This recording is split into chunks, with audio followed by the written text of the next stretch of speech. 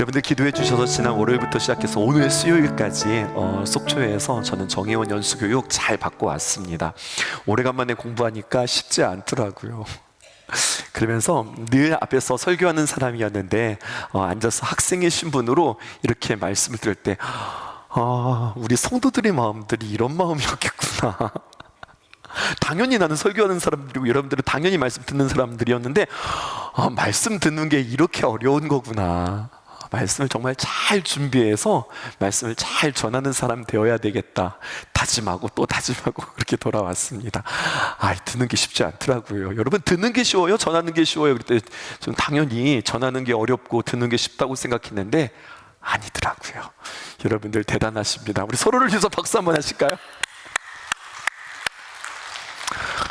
담임 목사 자주 가서 공부 좀 많이 좀 해야 되겠죠. 마음이 새로워졌어요. 구약 성경을 보게 되었으면은요, 성경에 쭉 순서가 있잖아요. 근데 에스겔서가 있고 그 뒤에 이제 다니엘서가 등장합니다. 그런데 에스겔서, 다니엘서 둘 다 예언서이고 뿐만 아니라 둘 다 에스겔과 다니엘은 같은 동시대 사람이에요. 그러니까 에스겔, 다니엘, 성경도 같이 붙어 있고 같이 예언서이고 예언자이고 또 동시대 사람이에요. 그런데 상황은 정반대입니다. 에스겔은요, 그발 강가에서 활동했던 선지자인데 특별히 이스라엘 백성들과 함께 머무르면서 함께 고통받고 함께 아파하고 이스라엘 백성들과 함께 포로 생활하면서 못 먹고 못 살고 하루하루가 너무나도 고통스러운 삶 가운데 그들과 함께 살면서 말씀을 전했던 사람이 에스겔. 그 다음에 다니엘은 누구냐? 정반대예요. 동시대 사람이었지만 그는 있는 곳이 이스라엘 백성들과 함께가 아니었습니다. 다니엘은 바벨론의 왕궁에서 최고의 교육을 받으면서 최고의 환경에서 살면서 하나님의 말씀을 받아 선포했던 사람. 여러분, 말씀 듣는 사람이 쉬워요? 전하는 사람이 쉬워요? 여러분들에게 질문했던 것처럼 오늘 또 이것 가지고 여러분들에게 한번 질문해 볼까요? 대답해 보세요. 어떤 사람의 사역이 좀 더 나은 것 같아요? 에스겔이 나을 것 같으세요? 아니면 다니엘이 나을 것 같으세요? 둘 다 선지자 활동하기 쉽지 않죠. 한편으로 생각해 보면 좋은 환경에서 좋은 거 먹고 좋은 거 보고 또 좋은 거 입고 편안한 생활을 했던 왕궁 생활했던 다니엘이 훨씬 더 낫지 않았을까 우리가 생각하기 쉽죠. 다니엘은 왕궁에 있었고 환경이 좋았고 또 게다가 다니엘 똑똑했던 사람, 훌륭했던 사람, 많은 사람들에게 칭송받았던 사람. 그렇기 때문에 다니엘이 여러분 글쎄요 선지 활동을 어떻게 했는지 성경은 우리에게 이야기하고 있지는 않지만 분명한 사실은 그가 그 환경 가운데서 믿음을 지키기는 더 어려웠다고 하는 사실입니다. 너무나 환경이 좋아서 믿음 지키기가 어렵고요, 너무나 환경이 좋아서 하나님을 찾지 않아도 되어지는, 도리어 하나님을 잊어버릴 뻔한 환경, 그 유혹들이 다니엘에게 있었다고요. 그런데 다니엘은 그렇게 흔들리고 변질되기 쉽고 그리고 무너지기 쉬운 그 상황 속에서 하나님을 향한 믿음을 잃지 않고 더 중요한 것은 그러한 하나님을 하나님께서 지켜주시고 그를 사용해 주셨다고 하는 사실이죠. 가만히 생각해 보면 이거 우리 이야기들인 것 같아요. 환경이 너무 좋아서 우리 믿음의 적신호가 들어왔음에도 불구하고 우리가 이것들을 깨닫지 못하고 살아가는 우리들의 환경은 아닌가 생각해 보는 거예요. 우리들뿐만 아니라 우리 젊은이들, 우리 청년들, 또 우리 다음 세대들이 펼쳐지는 그 환경들을 보자고요. 이리 와라, 어서 와서 일해라, 내가 돈 주겠다고 하면서 우리의 자녀들의 꿰는 일자리들이 너무나도 많고 자기에게 오면 무엇이든지 채워주겠다고 하는 사람들도 많고 이런저런 유혹들이 굉장히 많아졌어요. 다시 말해서 예수님 믿기가 어려운 시절이 되었다고요. 저희 때는 아무리 공부 열심히 해도 주일에 빠지는 거 좀 이상하게 여겨졌는데 요즘에는 주일에 빠지고 학원 가는 거 너무나도 당연해진 그러한 세상에서 우리들의 자녀들이 살아가고 있다고요. 먹고 살기가 너무 편해졌어요. 부족한 것이 없어요. 손만 뻗으면 스마트폰이 잡히고 손만 내밀면 컴퓨터가 내 손에 있고, 심지어는 그 데스크탑에 올라가지도 않죠. 우리 자녀들은 노트북 하나씩 다 가지고 있어서 컴퓨터가 막 돌아다닐 수 있죠. 뿐만 아니라 손만 뻗으면 무엇이든지 신청하면 내일 아침에 대문 앞에 뭐가 척척 배달되어지죠. 그러니까 부족함이 없는 시대, 느리지 않다고요. 빠른 시대라고요. 너무나도 편리한 시대라고요. 그러니 이렇게 모든 것들이 우리에게 너무나도 유혹이 있고 빠르고 채워주는데, 아이들은 뭐 그렇게 말하지는 않지만 마음속에, 또 우리들도 마찬가지로 이 땅을 살아가면서 굳이 왜 내가 하나님을 믿어야 하나, 왜 내가 신앙을 훈련하고 영성에 관심을 가져야 하나, 이러한 질문들을 우리가 하기 쉽단 말이에요. 그러니까 경각심을 가지고 살아가지 못할 수 있다는 이야기죠. 이러한 환경에 똑같이 놓였던 다니엘이 그렇게 흘러가지 않았다, 묻혀 살지 않았다.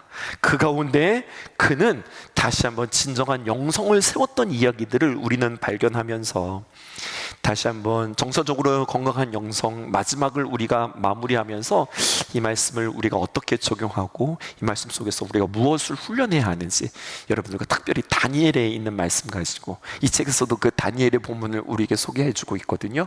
그건 여러분들과 좀 더 깊이 보았으면 좋겠습니다. 1절입니다. 우리 함께 읽어보실게요. 시작. 유다 왕 여호야김이 다스린 지 3년이 되는 해에 바벨론 왕 느부갓네살이 예루살렘에 이르러 성을 에워쌌더니, 여호야김이라고 하는 왕, 한국 사람하고는 전혀 상관이 없습니다. 이 여호야김이라고 하는 왕은 선한 왕 아니었습니다. 악한 왕이었어요. 얼마나 악한 왕이었던지, 오죽하면 그 예레미야 선지자 아시죠? 예레미야 선지자가 하나님의 말씀을 적은 그 두루마리를 펼치면서 하나님의 말씀을 대언할 때에 칼을 들어서 하나님의 말씀을 막 갈기 찢었던 사람이 여호야김이라는 그런 왕이었어요. 심지어는 하나님이 어디 있느냐, 저 헛된 소리 하는 저 예레미야를 붙잡아라 하면서 잡았던 사람이 바로 여호야김이었다고요. 그러면서 그가 아무것도 안 믿었느냐? 아니요, 믿는 게 있었어요. 하나님을 믿지 않고 무엇을 믿었느냐? 이 여호야김이 무엇을 믿었냐면 애굽이라고 하는 대제국을 믿었어요. 애굽이라고 하는 나라가 우리의 정신적 지주가 되어 끝까지 우리를 지켜주고, 애굽과 우리는 동맹을 맺으면 애굽이 의리 지킨다, 우리 도와준다, 이렇게 믿었다고요. 그런데 생각지도 못했던 바벨론이라고 하는 나라가 일어나더니 갈그미스라고 하는 전투에서 이스라엘이 그렇게 신뢰했고 믿었고, 우리는 동맹관계야, 뭐 우리는 형제야, 우리 망하면 애굽이 와서 도와줘, 이렇게 믿었던 그 애굽이 완전히 무너집니다. 그리고 어느덧 생각지도 못했던 바벨론이 세계를 지배하게 되어지는 그러한 상황들을 맞이하게 됩니다. 그때입니다. 느부갓네살이 바로 이 바벨론 왕이 예루살렘을 찾아와서 성을 에워쌌다는 거죠. 이런 이야기입니다. 너희들 누구 믿었어? 애굽 믿었지? 이 녀석들 봐라, 너희들이 애굽을 믿었어, 이러면서 괘씸죄에 걸려서 지금 이들이 완전히 포위되어져 있었던 상황이었습니다. 다니엘서 1장 2절입니다. 함께 읽어보실까요? 시작. 유다 왕 여호야김과 하나님의 전 그릇 얼마를 그의 손에 넘기심에 그가 그것을 가지고 신할 땅 자기 신들의 신전에 가져다가 그 신들의 보물 창고에 두었더라. 본문 그대로 띄워주시고 가만히 읽어보면 좀 이상해요. 아무리 봐도 이상합니다. 뭐가 이상하냐? 그들이 이겼단 말이에요. 완전히 포위했단 말이에요. 그러면 하나님의 성전에 있었던 모든 보물, 아니면 왜 성전에 들어가요? 그 국고성에는 여러 가지 많은 신기한 재물들과 보석들이 즐비했을 텐데, 보세요, 하나님의 전에 들어가서, 성전에 들어가서 그릇, 그것도 몽땅도 아니야, 그릇 얼마를 가져다가 그것을 가지고 신할 땅 자기의 신들의 신전에다가 그 그릇을 옮겼다고요. 왜 그랬을까요? 그들이 그릇이 없어서, 그릇이 필요해서? 아니죠. 여러분, 아쉬울 게 없습니다. 바벨론이 아쉬울 게 없습니다. 그 당시에 전쟁의 개념은 나라와 나라의 싸움이 아니에요. 나라와 나라가 싸우지만 사실은 너희 신과 우리 신과의 대결이에요. 근데 졌어요? 그러면 우리 신이 이겼다는 거예요. 이스라엘, 너희들이 포위됐어? 그러면 우리가 믿는 바벨론의 신이 짱이야. 우리가 진짜 신이야.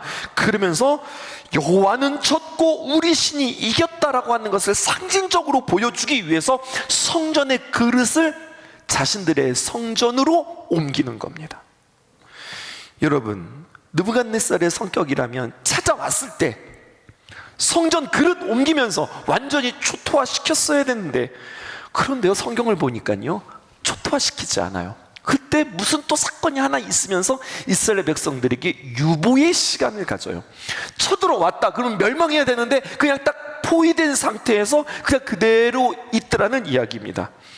어떻게 그런 일들이 있을까요? 2절 다시 한번 띄워주실까요? 주님이 이 일들이 다 지금 어떻게 이루어지는 거예요?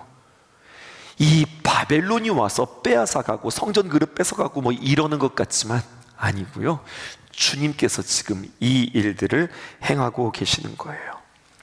무슨 말일까요? 하나님께서 그들에게 기회를 주세요. 역사적으로 시간을 보게 되면 다시 한번 그들이 멸망하기 전 8년이라고 하는 세월간 그들을 확보하게 하시고, 이 시간 요야김에게 다시 한번 깨닫고 돌이킬 수 있는 기회들을 주는 거예요. 그런데 아쉽게도 역사를 보면 여호야김이 이 시간들을 놓치게 됩니다. 그리고 계속해서 하나님 앞에 반란을 일으키고 끝까지 애굽을 의지하다가 결국 나라가 망하게 되어집니다. 그래, 내가 너희들한테 그렇게 기회를 줬음에도 불구하고 너희들이 그렇게 하나님을 찾지 못했어? 망했네? 그러면 어쩔 수 없지. 하나님께서 그렇게 하지 아니하시고 이때 하나님은 또 그들에게 기회를 주시던데, 이번에는 누구를 사용하시느냐? 이방 왕, 바벨론에 있는 느부갓네살 왕을 시켜서 다음과 같은 일들을 하게 합니다. 3절과 4절인데요 3절은 제가, 4절은 여러분들이 읽을게요. 왕이 환관장 아스브나스에게 명하여 이스라엘 자손 중에서 왕족과 귀족의 몇 사람, 곧 4절입니다. 곧 흠이 없고 용모가 아름다우며 모든 지혜를 통찰하며 지식에 통달하며 학문에 익숙하여 왕궁에 설만한 소년을 데려오게 하였고 그들에게 갈대아 사람의 학문과 언어를 가르치게 하였고. 우리는 계속해서 정서적으로 건강한 영성을 여러분들께 이야기하면서 지금 그 다니엘의 이야기들을 쭉 끌고 오고 있어요. 왜 이 이야기들이 앞에서 쭉 서사가 길어지는지를 여러분 잘 관심 가져보셔야 돼요. 왕이 명령합니다. 왕이 그냥 명령한 것이 아니라 직접 명령했어요. 너희들 이스라엘에서 유다 땅에서 제일 똑똑하고 제일 인물이 좋고 외모도 좋아야 했어요. 또 성품도 좋고 괜찮은 사람 모아다가 바벨론으로 데리고 와서 바벨론식으로 그들을 교육하겠다는 이야기예요. 그러니까 이것이 바벨론 입장에서는 어떤 거냐면, 나라를 더욱더 견고하게 하기 위해서 식민지에서 제일 뛰어난 엘리트들을 뽑아다가 교육시켜서 어떻게 하겠다는 겁니까? 자기 사람으로 만들겠다는 거예요. 근데 우리는 계속해서 기억해야 되죠. 이 주어가 무엇이었습니까? 하나님께서, 여호와께서 계속해서 이 일들을 하나님께서 하고 계시는 거예요. 그들은 지금 식민지 엘리트 정책이라고 생각하고 자신들의 꾀에서 나온 것 같지만 아니요, 그 배후에는 지금 하나님께서 일하고 계시는 거예요. 바벨론에 먼저 들어간 훌륭한 사람들이 그곳에서조차 믿음을 지키고 신앙을 올바로 지키며 하나님께 예배하러 그들이 그 상황 속에서도 그들이 흔들리지 않았다라고 하는 모델을 보여주기 위해서 하나님께서 그들을 뽑아가시는 겁니다. 우리가 세상의 역사로 보면 느부갓네살 왕이 자기네 나라의 인재들을 만들기 위해서 애굽에서 사람 뽑아갔네 이렇게 생각할 수 있지만, 하나님께서는 그들에게 미리 보내셔서 우리로 하여금 성경을 쓰게 하고 성경을 읽는 자로 하여금 그러한 환경 속에서도 우리는 정서적으로 어떻게 건강한 영성을 지킬 수 있는지, 그 환난 속에서도, 그 편안함 속에서도, 그 유혹 속에서도, 그렇게 우리의 마음들을 빼앗기기 좋은 환경 속에서도 어떻게 믿음을 지키는지를 우리에게 가르쳐 주는 거예요. 바벨론 왕은 그들을 자신의 사람으로 만들려고 애씁니다. 그런데 애쓰면 애쓸수록 그는 자기의 사람이 아니라 하나님의 사람들로 점점 서가고 있는 거예요. 아니, 느부갓네살 왕의 프로젝트는 얘는 우리나라 사람으로 만들고 우리 사람으로 만들어야 되는데 애쓰면 애쓸수록 오히려 하나님의 사람으로 서갔다고요. 이게 참 재미있는 관전 포인트 아닙니까? 우리가 이렇게 살아가야 되는 거 아니에요? 다시 한번 이야기해 볼까요? 바벨론이 이 이스라엘 애굽을 지배했다. 오늘날 우리는요, 만몬이 우리에게 와서 더 재미있는 것, 더 즐거운 것, 더 편안한 것, 더 자극적인 것 우리에게 계속해서 유혹하면서 내 말 들어, 내 뜻대로 살아가. 세상이 우리에게 유혹할 때 유혹하면 유혹할수록 우리는 더욱더 하나님의 사람으로 자라갔다. 지금 이 포인트인 거잖아요. 어떻게 이렇게 할 수 있냐고요. 1장 5절입니다. 또 왕이 지정하여 왕에게 왕의 음식과 그가 마시는 포도주에서 날마다 쓸 것을 주어서 3년을 기르게 하였으니 그 후에 그들은 왕 앞에 서게 될 것이었더라. 프로젝트의 목표가 나왔죠. 아젠다가 나왔다고요. 너희들 이렇게 하기 위해서 우리가 이런 목표, 이런 표대가 있어. 왕이 지금 대단하게 투자하고 있는 겁니다. 왕이 먹는 음식을 주었고 왕이 마시는 포도주를 주었어요. 여러분 생각해 보세요. 바벨론이 지금 세계에 제패하는 제국인데 그 세계를 지배하는 왕이 먹는 음식을 주어서 인재 양성에 집중 투자하고 있다. 여기서 흔들리지 않을 사람이 없습니다. 그리고 느부갓네살 왕에게는 자신감이 있었어요. 어느 나라 사람이든 그가 누구든 내 음식을 먹고 내 포도주를 마시고 나의 이 호의를 받는 자는 반드시 내 사람 된다. 이 자신감이 있었던 거예요. 3년을 기르게 하였으니 3년만 나랑 같이 있자. 3년만 왕궁에서 살아라. 3년간 나의 호의를 받아라. 그러면 내 사람이 된다. 그런 거였어요. 그런데요, 1장 6절 반전이 있습니다. 그들 가운데 유다 자손 곧 다니엘과 하나냐와 미사엘과 아사랴가 있었더니, 다니엘과 세 친구들을 이야기해요. 초등학교 시절 교회 학교에 가면 선생님이 그렇게 우리에게 질문했던 것 같아요. 성경 퀴즈의 아주 단골 메뉴죠. 다니엘과 세 친구의 이름은 여러분 어떻게 이야기합니까? 사드렉과 메삭과 아벳느고 이렇게 알고 있잖아요. 그런 거잖아요. 아시는 거잖아요. 사드락과 메삭과 아벳느고요. 띵동댕 그랬는데 오늘 다니엘과 그 세 친구의 이름이 달라졌어요. 하나냐, 미사엘, 아사랴. 이게 그들의 이름이라는 거예요. 이름이 왜 바뀐 거예요? 그 이유를 7절에 우리에게 이렇게 이야기합니다. 환관장이 그들의 이름을 고쳤다는 거예요. 그러니까 다니엘, 우리는 다니엘이라고 부르는데 아니요, 그는 어떻게 부르냐, 벨드사살이라고 불렀어요. 그리고 하나냐는 사드락, 그리고 미사엘은 메삭, 그리고 아사랴는 아벳느고라 하였다. 여러분, 이런 식으로 그들을 어떻게 했는가? 바벨론식으로 이름을 바꾸는 거예요. 똑같지 않아요? 일정시대 우리 창씨 개명하는 거랑 똑같은 거 아니겠어요? 뭡니까? 이름은 계속해서 내가 듣는 소리예요. 진영아, 진영이 어디 있어? 진영아, 진영 목사님, 박진영 목사님 이렇게 되는데 뭐 갑자기 데니얼 목사님, 데니얼 어디 있어요? 데니얼 밥 먹으러 갈까요? 데니얼 어디 신방 갈까요? 데니얼로 바뀌었다. 계속 듣는 건 난 데니얼이에요. 근데 여러분 거기에는요 뜻이 있다니까요. 근데 그것이 굉장히 그들의 종교와 맞는 뜻이었다고요. 그렇게 문화와 가치에 동화시키고 흡수시키는 것, 그렇게 그들에게 아주 집약적으로 왕이 먹는 음식 주고 교육시키고 그 환경 가운데서, 그 문화 가운데서 심지어는 자신들의 정체성까지도 지금 바꾸는 작업들이 있단 말이에요. 그런데 안 바뀌었다고요. 포인트는 8절입니다. 어떻게 했길래요? 다니엘은 뜻을 정하여 왕의 음식과 그가 마시는 포도주로 자기를 더럽히지 아니하리라 하고 자기를 더럽히지 아니하도록 환관장에게 구했다. 여기에 아주 중요한 원칙 한 가지가 있습니다. 그것은 바로 무엇이냐? 어떻게 그 막강한 세력과 영향력에 그는 저항하고 변질되지 않을 수 있을까? 아주 특별한 게 아니었어요. 하지만 우리가 다 놓치고 살아가는 거예요. 그것은 바로 무엇이냐? 다니엘은 골방에 은거하는 수도사가 아니었어요. 날마다 주어지는 명령과 버거울 만큼 많은 일들을 책임감을 가지고 이행했던 사람들이에요. 어쩌면 그는 많은 버거운 일들 가운데 엄청난 양의 업무들을 처리했을런지도 모르겠어요. 그런데 그 모든 것들을 다 타개할 수 있었던 방법은 뭐냐면 그는 자신의 삶의 원칙을 세웠다는 거예요. 다니엘이 위기 가운데 어떻게 하면 되겠지? 열심히 하면 되겠지? 아니요, 열심히 하면 되는 것이 아니라 그의 삶은 굉장히 구체적이었습니다.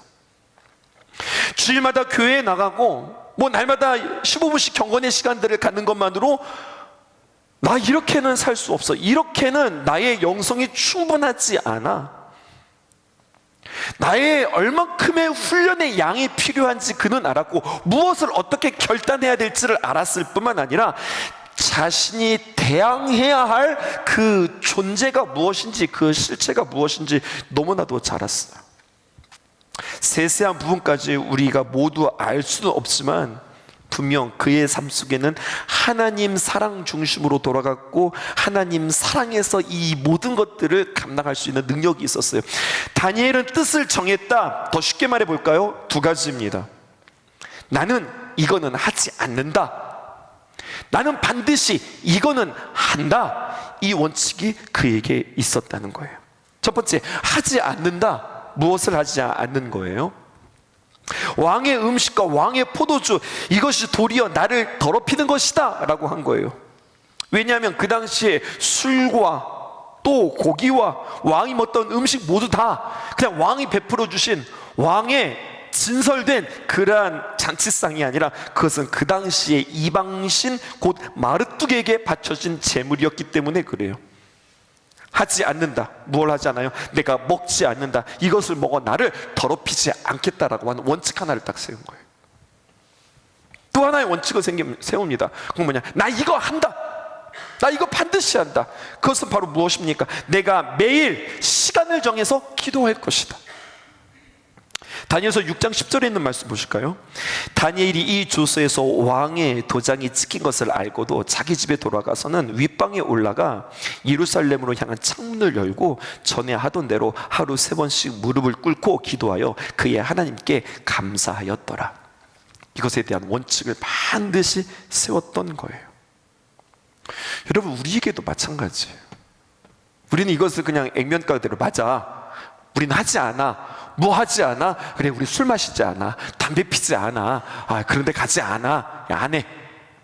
우리는 해.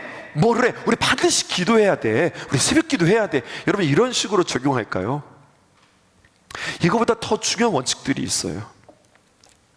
정서적으로 건강한 영성을 마무리하면서 우리는 어떤 훈련들을 해야 될까? 무엇을 해야 될까? 무엇을 하지 말아야 될까? 이거보다도 책은 우리에게 이것을 제시해요. 무엇을 제시하느냐? 규칙을 세우라는 거예요. 저도 이제 이 말씀을 읽고 저 스스로에게도 어떤 규칙들이 세워지지 않겠습니까? 저는 이렇게 해보았습니다. 저의 예예요. 여러분, 여기에 하나의 힌트를 얻어보세요. 우리는 우리의 삶은 하루가 모여서 일주일이 되어지고 한 주가 모여서 이제 한 달이 되어지고 달이 모여서 우리가 1년이 되어지는데, 중요한 것은 월, 화, 수, 목, 금, 토, 주일, 우리는 하루하루 감사하면서 열심히 살아간다. 이래서는 우리가 치열하게 이 세상에서 싸워서 이길 수 없다는 거예요. 그럼 무슨 말이에요, 목사님? 좀 더 들어보세요. 이렇게 7일이라고 하는 시간들이 우리에게 주어졌을 때에 암묵적으로나마 우리에게 어느 정도의 원칙과 날마다의 어떤 선명한 규칙들이 우리에게 있어야 돼요. 저에게 이야기하는 거예요. 월, 화, 수, 목, 금, 토, 주일, 이것에 내 나름대로의 중요한 원칙들을 세운다. 월요일에 있어서 저는 무엇을 해야 되는 날일까요? 월요일, 나 이 원칙은 반드시 세운다. 월요일은 무엇이냐? 육과 정서가 주님 앞에서 회복하는 날로 삼는다. 우리가 주일날 하나님의 귀한 말씀으로 은혜를 받는다면 월요일은 나의 육체와 정서가 회복하는 날로 삼는다. 주일에 쏟아냈던 것에 대하여서 하나님과의 관계 속에서 회복하는 것뿐만 아니라 육체적으로 정서적으로 회복하는 날들을 삼는다. 매날 똑같이 하루하루 매일매일 열심히 사는 것이 아니라 월요일은 이런 날로 삼는 거예요. 화요일은 어떻게 살아볼까요? 화요일은 설교를 향해서 차분하게 말씀을 가지고 씨름하면서 연구하기 시작하는 날. 날마다 새벽 묵상, 새벽 설교문, 묵상을 준비하면서 동시에 주일의 설교와 수요일의 설교, 때로는 오후 설교나 저녁 설교에 대한 아웃라인을 잡고 내가 이런 설교 가지고 내가 준비해야 되지 않고 대강적으로 머릿속에 아웃라인을 갖는 사람. 수요일 할 수만 있다면 좀 더 행정 처리를 하는 날, 미루어뒀던 행정, 결제, 그리고 리더로서 여러 부서나 아니면 교역자들, 직원들을 함께 점검하는 일들. 수요일. 목요일과 금요일 가능한 한 사람들을 많이 만나고 신방하는 날, 사람들을 돌보는 날. 그리고 토요일 집 마무리하는 날. 화요일부터 준비하였던 설교 원고를 탈고하고 또 주일의 동선들을 최종적으로 점검하는 날. 주일 우리가 함께 나눴던 거죠. 주님 앞에서 정말로 내 마음 전체를 주님 앞에 드리면서 주님 앞에 온전히 예배하는 날. 어차피 우리에게 일주일이라고 하는 시간들이 주어질 텐데 이것을 날마다 똑같이 열심히, 날마다 똑같이 최선을 다, 이것이 아니라 나에게 주어진, 이건 저의 상황이잖아요. 나에게 주어진 사역, 나에게 맡겨진 사명, 나의 일들에 대하여서 나는 월요일부터 주일까지 이러한 것들을 나는 세워서, 원칙을 세워서 주님 앞에 살아간다. 이런 것들이죠. 여러분들 스스로에게도, 여러분들 계속 나의 삶들의 루틴을 보면서, 저는 오늘 리듬이라고 하는 이야기를 여러분들에게 강조하고 싶거든요. 사람이 리듬이 있어야 되는 거예요. 리듬이 있을 때, 박자가 있을 때 아름다운 음악이 되고 멋진 노래가 되는 거거든요. 나의 삶을 여러분 노래라고 이야기할 때 그냥 닥친 대로 우악 하고, 이럴 때 우악 하고, 이럴 때 우악 이렇게 하는 것이 아니라 날마다 아름다운 패턴으로 때로는 높이기도 하고, 때로는 낮추기도 하고, 때로는 공급하기도 하고, 때로는 공급받기도 하며, 여러분 어떻게 사람이 계속해서 쏟고만 살아요? 어떻게 계속해서 아웃만 있어요? 인도 있어야 되는 거잖아요. 근데 이러한 시간들을 나는 확보하고 난 이러한 리듬들로 나는 살아가는가, 이건 너무나도 중요한 규칙이고 원칙이더라고요. 난 이거 하지 않아, 이건 해.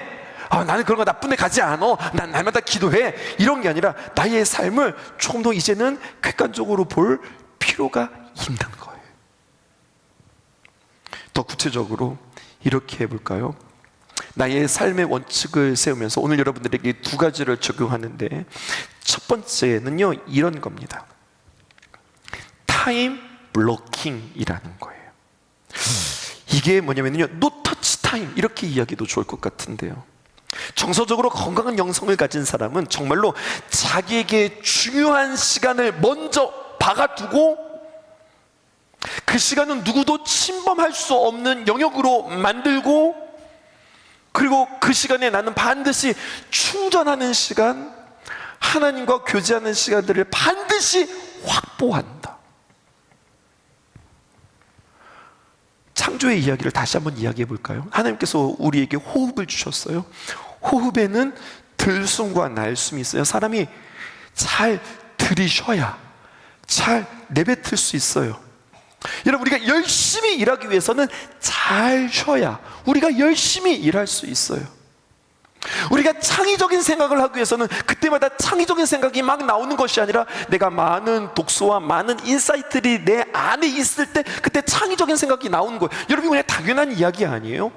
근데 이 당연한 이야기에 대해서 우리가 너무나도 무시하고 살았던 거예요. 나에게 공급이 없어요. 나의 채워짐이 없어요. 그러면 계속해서 뭔가를 발산하려고 그래요.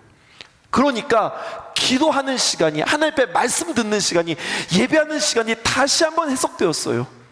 여러분, 이 시간은 어떤 시간이에요? 내가 주님 앞에 공급받는 시간, 내가 힘을 얻는 시간, 내가 주님 앞에 나와서 내가 이것으로 내가 주님 앞에서 회복되고 충전되어지는 시간들이 내게 온전히 누려질 때 내가 귀한 사역들 아웃풋이 진행되어진더라고요. 근데 깜짝 놀랐어요. 이 놀라운 원칙을 이미 세기의 경영자들은 다 알고 있었다고 하는 사실이에요. 이게 이게 성경에서 기록되어 있구나, 성경이 이런 원리구나라고 우리가 믿고, 그렇지, 공급이 있어야 출력이 있는 거지 생각했는데, 여러분, 그러면서 책을 보니까요, 빌 게이츠라고 하는 사람은요, 반드시 1년에 2번 완전히 외부와 차단하는 시간, 그때는 핸드폰도 들고 가지 않아요. 그때는 비서들도 함께 있지 않아요. 이른바 1년에 2번이라고 하는 타임 블로킹을 만들어서 이 시간 누구도 침범하지 못하는 자신만의 생각과 충전의 시간으로 자기가 공급받는 시간들을 갖는다. 빌 게이츠가 그렇게 이야기를 했더라고요. 아쉽죠? 거기에 하나님께서 공급해 주시는 은혜들이 있으면 더 좋을 텐데 우리는 그거 하는 거예요. 하나님 앞에 우리는 타임 블로킹이라고 하는 시간을 가져서, 이 시간은 안 됩니다, 이 시간은 누구와 밥을 먹거나 누가 찾아온다거나 아니면 내가 어떤 역할들을 하거나 이런 거 내어줄 수 없는, 나를 백업하는 타임 블로킹. 우리 사랑하는 성도님들에게 나에게 이 시간만큼은 절대 빼앗길 수 없다, 이 시간은 침범할 수 없다, 이 시간만큼은 내가 충전되어야 하는 시간이다, 이 시간만큼 내가 하나님 앞에 공급받아야 되는 시간이다라고 하는 것들을 반드시 여러분들의 삶 가운데 확보할 수 있기를 주님의 이름으로 축복합니다. 그래서 이 책에서는요, 홀로 있기, 침묵하기, 말씀 앞에 서기, 그리고 주님 앞에 내 마음들을 표현하기, 그리고 나의 하나님과 나만의 비밀 일기를 쓰기, 이런 것들로 우리들에게 초청하고 있다고요. 타임 블로킹. 여기에 책에는 나와 있지 않지만 때로 어떤 분들은 우리에게 그렇게 이야기하고 있어요. 건강검진 받는 날도 딱 정해놓는 거예요. 원칙을 세우는 거예요. 6월 1일은 무슨 일이 있어도 건강검진 받는 날이다. 우리는 시간 날 때 건강검진 받지 하면서 미뤄 그냥 그날 받자. 그렇지 않다는 거예요. 정확하게 1년에 2번 혹은 1년에 1번, 이날은 정확하게 나는 건강검진 받는 날이다. 1년을 시작하면서 그냥 딱 정해놓는 거예요. 이것도 너무 좋은 나의 건강을 관리하는 방법이라고 하는 거죠. 건강검진 뿐이겠어요? 우리가 자꾸 미루기 쉬운 것들, 모른다고 하는 것들, 이런 것들에 대해서 딱 박아놓는 타임 블로킹. 건드리지 마세요. 이건 분명히 이때 요거 해야 됩니다 라고 나의 삶의 원칙을 정하는 거 너무나도 중요한 겁니다. 이게 다니엘에게 있었던 거예요. 이 시간만큼은 내가 빼앗기지 않겠습니다. 그럴 때 그 시대를, 그 유혹을 이길 수 있었던 거죠. 한 가지 더 해볼까요? 타임 블로킹이라고 한다면 이건 제가 만든 말이에요. 타임 포커싱이라고 하는 말이에요. 타임 블로킹은 이게 건드리지 않고 이게 이 시간만큼은 딱 띄워놓는다, 이런 거잖아요. 타임 포커싱, 이것은 그 시간에 내가 딱 집중한다는 거예요. 사회학자들이 이런 연구를 했다는데요, 사람들이 각각의 다른 성격이 이 일들을 오갈 때마다, 물론 사람에 따라서 다르겠지만, 다시 집중의 상태로 돌아오는데 평균적으로 드는 시간이 약 20분 정도 되어진다는 거예요. 그러니까 이런 이야기인 거예요. 제가 예를 들어서 음악하는 사람이라고 그래요. 근데 음악은 맨날 음악만 할 수는 없는 거잖아요.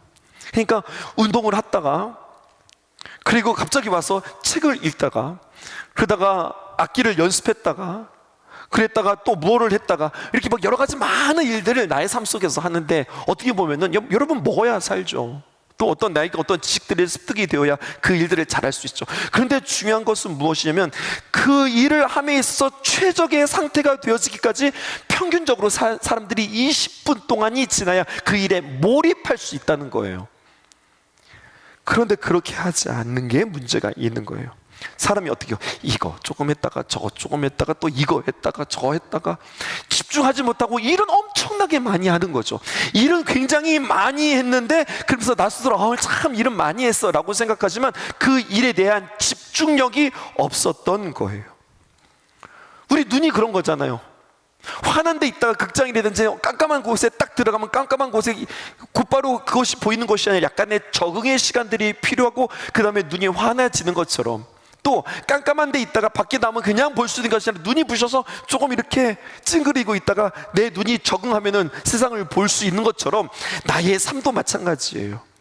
이것저것 그냥 닥치는 대로 이렇게 하는 것이 아니라, 여러분 타임 포커싱을 위해서는 사람이 그 일들을 하는데 이게 적응의 시간들이 필요하다라고 한다면 여러분, 놀랍게도 많은 사람들이, 제가 늘 여러분들에게 하는 이야기지만, 일을 닥쳐서 하지, 오늘은 이런 일들이 있고 나는 이런 사람들을 만날 것이며 이런 일들을 감당하게 되어줄 거야 라고 하루를 시작하면서 생각하면서 하지 않더라는 이야기예요.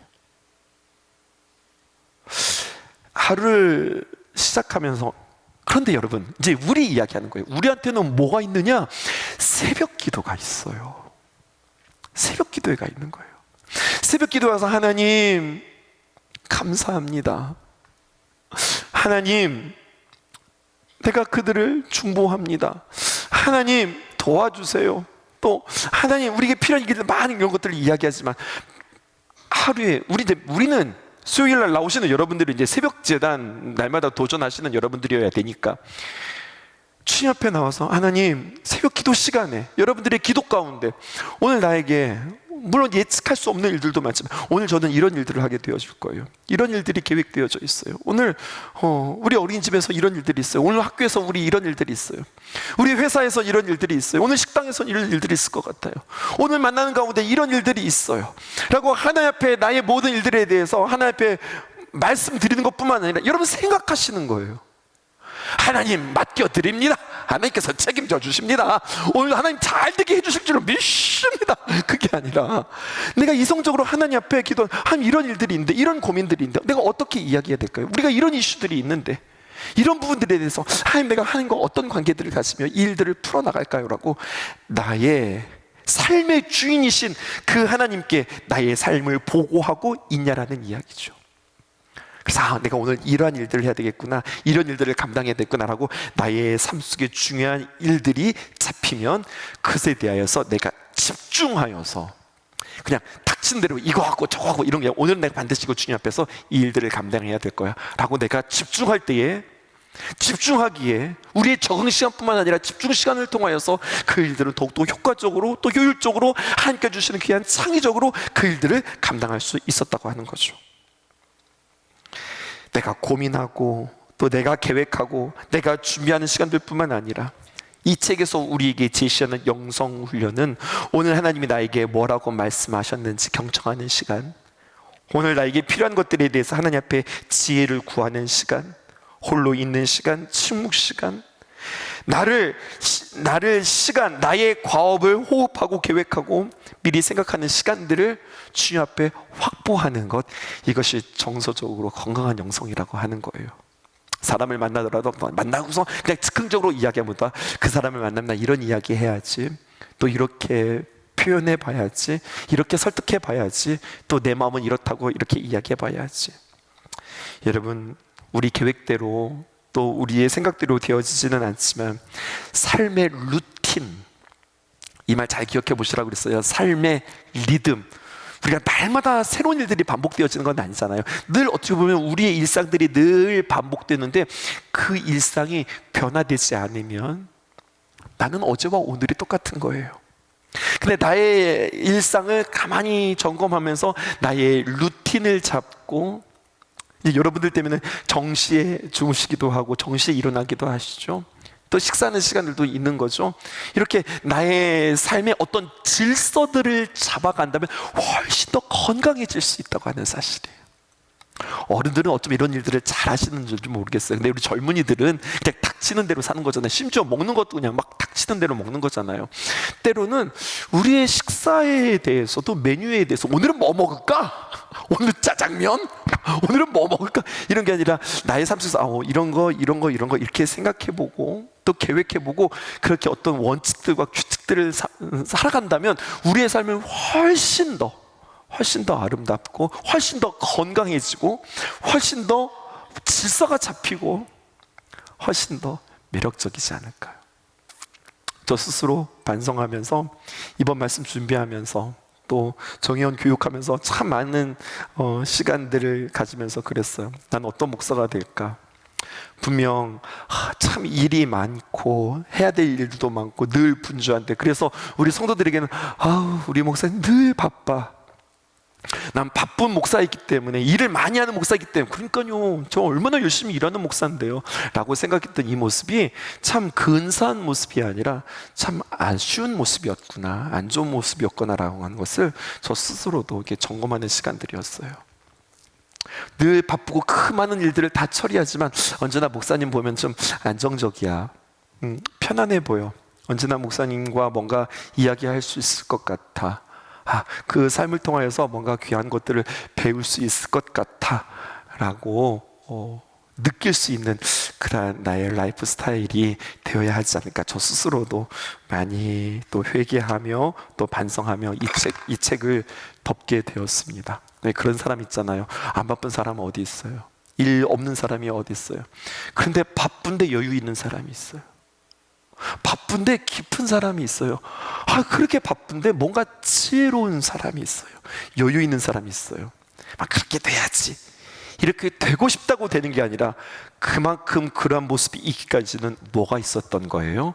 삶의 원칙과 규칙이 있었던 거예요. 그걸 발견한 거예요. 이거 발견하고 우리 성도들과 함께 이 말씀 꼭 전해야 되겠다. 여러분, 타임 블로킹을 꼭 가져보세요. 여러분들에게 꼭 빼놓는 시간들을 가져보세요. 타임 포커싱, 일을 할 때 그냥 막 닥치는 게 아니라 내가 계획해서 집중하는 그 일들 통해서 그 일의 효율들을 느껴보세요. 누가 그렇게 했어요? 다니엘이 그렇게 했어요. 다 열심히 할게요. 저 이름 바꾸는 것도 상관없어요. 하지만 내가 창문을 열어 주님 앞에 기도하는 것만큼 내가 양보할 수 없어요. 그 규칙이, 그래 세웠던 것들을 우리는 유심 있게 보며 그의 삶이 우리의 삶 되어지기를 주님의 이름으로 축복합니다.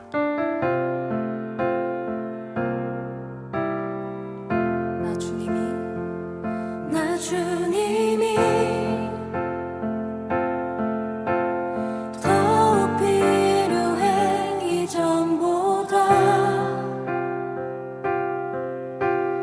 내 입술의 말보다 더욱 표현할 수 없네. 주가 필요해.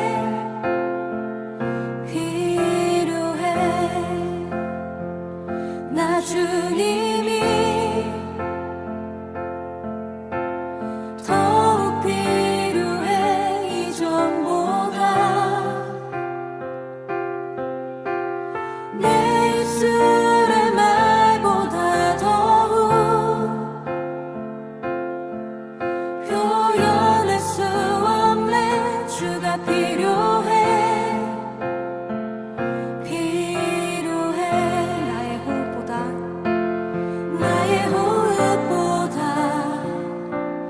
나의 노래보다, 나의 생명보다 주가 필요해. 세월이 흘러도 주 곁에 거하리. 결코 돌아가지 않으리. 옛 삶을 나 주님이 더욱 필요해 이전보다. 내 입술의 말보다 더욱 표현할 수 없네. 주가 필요해.